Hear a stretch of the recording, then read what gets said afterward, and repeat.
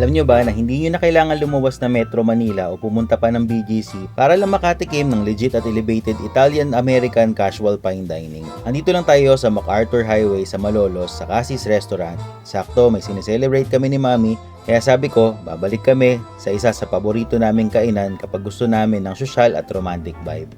Medyo maulan pagpunta namin dito pero okay lang kasi pagpasok mo pa lang ramdam mo agad yung VIP treatment. Ang babait at accommodating ng mga staff. Pumunta kami ng 3 PM para chill lang at iwas sa dami ng tao kapag peak hours.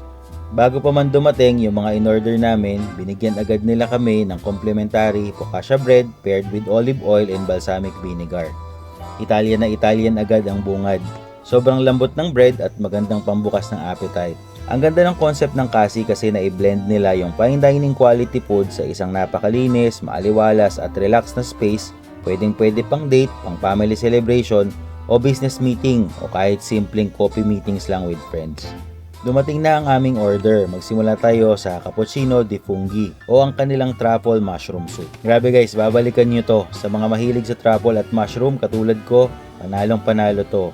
Rich, earthy at sobrang sarap ng amoy. The best.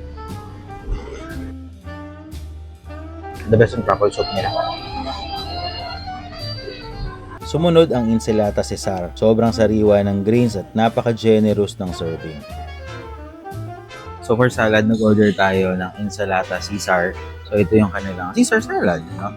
Gusto ko yung timpla nila dito. Yung lasa talaga ng Caesar dressing na ine-expect ko. Ito ang isa sa mga highlights nila, ang kanilang pizza con gamberini e atsuge.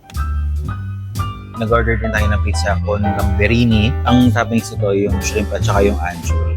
Tapos meron siyang parang spicy sauce.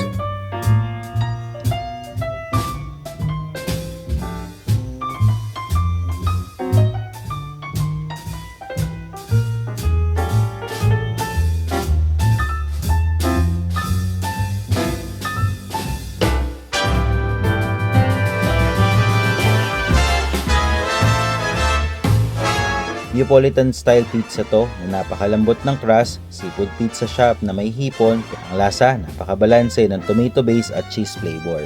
Sa pasta naman, in-order namin itong chicken alfredo pasta at pasta alla matriciana. So in-order ko sa pasta, chicken alfredo pasta. So yung in-order naman ni Mami yung pasta all amatriciana. Yung red sauce naman nila. Sa presyo niya, sulit na sulit ang serving. Ang daming chicken at very creamy. Kung mahilig kayo sa carbonara, mas level up ito dahil sa smokiness flavor ng chicken. At syempre ang main course, tignan nyo naman itong tenderloin with fries. Swak na swak ang danes, ang lambot ng karne at perfectly seasoned. Tignan nyo naman, very premium yung kanilang tenderloin. Napakaganda ng kanilang presentation. Isa rin sa main course na in-order namin itong salmon gratin with pasta. Na napaka-juicy at buttery, tamang-tama yung luto ng salmon. Pati drinks nila ay salted caramel at iced toffee latte kasama sa nagpakumpleto ng experience.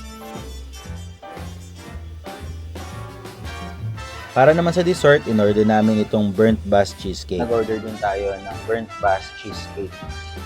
Very smooth, not overly sweet, at perfectly bland. Napakaganda rin ng kanilang plating. Pang lagi tayong may room for dessert.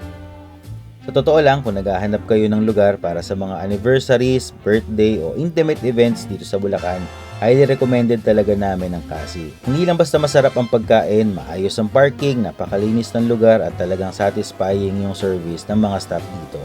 Kaya para sa mga ka-project natin na nagtatanong kung saan magandang kumain o mag-date ngayong weekend dito sa Malolos, bisitahin nyo na ang Cassis Restaurant.